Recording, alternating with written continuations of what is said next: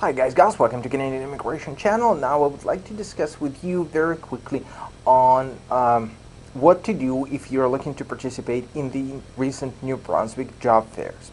Now, New Brunswick is having job fairs in Warsaw in Poland, they're having them in Kyiv in Ukraine, in Amsterdam, and in Dublin in Ireland. So if you're looking to participate in one of those sessions, not necessarily have to be a national of the country, this session is taking place at, and you gotta be prepared. With respect to preparation, there are at least a few things I would like you to consider to be certain that you will not at least have problems in the future and you would maximize your chances for success. Now, what should be done before going there?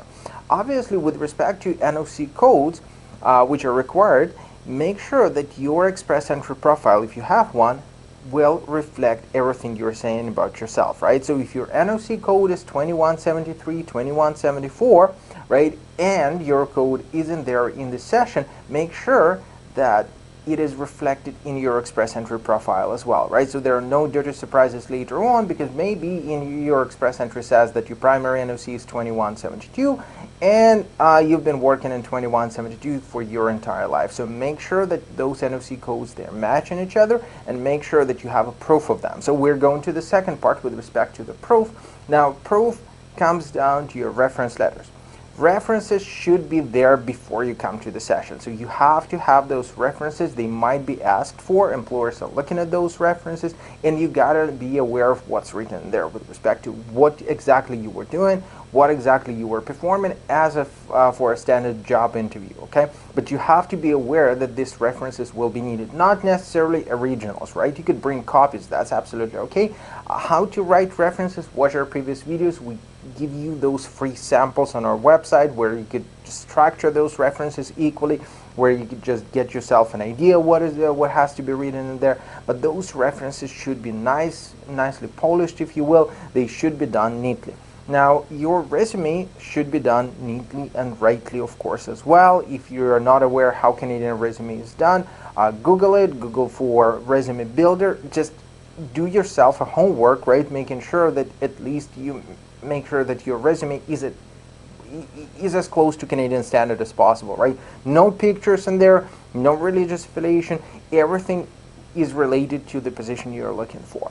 I know it's obvious for some of you, but surprisingly, it's absolutely not for others. And I've seen many people who are coming to those job interviews and later on saying, well, it was like a complete disappointment because I was not able to nail the job, regardless of the fact that I got, like, for example, 20 years of relevant work experience. Make sure that you will not leave an employer a chance to say, well, we have to screen them out because of something, because of the minor mistake in your resume, because of your reference letters, which are not on par with what you're saying, etc. Now, preparation, which will also probably require you to have your IELTS test taken already, regardless of what you're planning to do, right? Either you're applying for Atlantic Pilot or you're applying through Express Entry, you still have to have your IELTS test ready. It should be there. I'm not asking you necessarily to bring it to the job fair. Well, though, it never hurts to have a copy of it. And you have to have your education credentials assessed. For Atlantic Pilot, at least you have to have a high school assessed. For Express Entry, well, obviously it has to be post-secondary education. So again, check out your Express Entry profile if you have one. Make sure that every information which you will be providing at the job fair will be consistent with your Express Entry profile. Make sure that you have your references. If you're not sure how to write them down, how to structure those references, get back to our website, verify there are samples of reference letters, and your resume, of course, right? Make sure that your CV looks neatly, it looks nice, it's as close to Canadian standards as possible.